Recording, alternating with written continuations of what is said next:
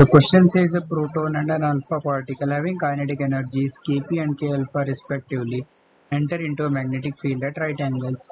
The ratio of the radii of trajectory of proton to that of the alpha particle is 2:1. So the ratio of Kp is to K alpha is now we know that radius is equal to mv upon qb. Now mv can be written as momentum, that is equal to p upon qb. Now it is known to us that mass of alpha particle to mass of proton is equal to 4:1. So therefore we have radius of proton to radius of alpha particle to be equal to momentum of proton into charge of alpha particle divided by momentum of alpha particle into charge of proton. Now that is obtained from this relation. So therefore it is given to us as radius of proton upon radius of alpha particle is equal to 2/1.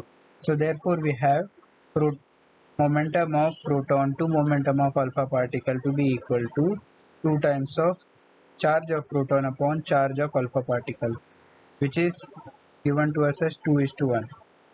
Therefore we have momentum of ratio of their momentum as 1. Therefore momentum of proton will be equal to momentum of alpha. Now kinetic energy of proton upon kinetic energy of alpha particle is equal to momentum square, that is equal to m square v square.